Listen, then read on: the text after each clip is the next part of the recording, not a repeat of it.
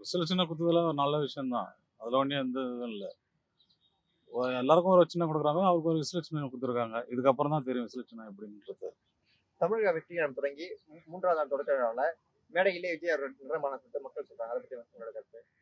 அவர் ஆனது அவருடைய விருப்பம், அது நல்ல விஷயம் தானே. ஒரு தலைவர், அவ்வளோ பெரிய தலைவர் இப்போ தலைவராக தேர்ந்தெடுத்துக்கிறாங்க.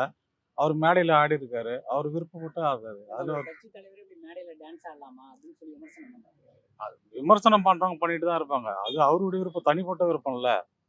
டான்ஸ் ஆடுறது ஒரு நல்ல விஷயம். அவர் ரசிகர்களாக இருக்காங்க, அந்த ரசிகர்கள் அது ஒரு நல்ல விஷயமா அதை எடுத்துக்குவாங்க. மற்றவங்களுக்கு அது ரசிகாதவங்களுக்கு அது பிடிக்காது, அது ரசிகர்களுக்கும் பிடிக்கும். அவருக்கு பிடிக்காதவங்களை பற்றி கவலைப்படல, பிடிச்சவங்களுக்காக ஆடி இருக்காரு.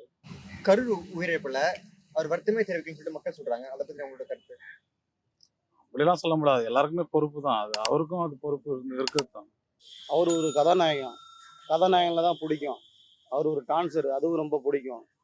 கட்சி ஆரம்பிச்சிருக்காரு, அதுவும் ரொம்ப பிடிக்கும். விசில் சின்னம் கொடுத்துருக்காங்க, அதுவும் ரொம்ப பிடிக்கும். மற்றபடி யார் ஓட்டு போடுவோம்னா டிவிக்கு தான் நான் ஓட்டு போடுவேன். கரூர் விஷயத்துல 40 பேர் இறந்து போயிட்டாங்க. ஆமாங்க. அதுக்கு பெருசா எந்த மட்டும் தெரிவிக்கலன்னு சொல்லிட்டு மக்கள் சொல்றாங்க. ஆமாம், வருத்தம் தெரிவிக்கல தான். ஏன்னு கேட்டால் அதுக்கு ஒரு கொஸ்டின் சொல்லியிருக்காங்க. ஏடிஎம்கே பீரியடில் ஜெயலலிதா ஒரு கோயிலுக்கு போயிட்டு அங்கேயும் ஒரு 40 பேர் இறந்தாங்க.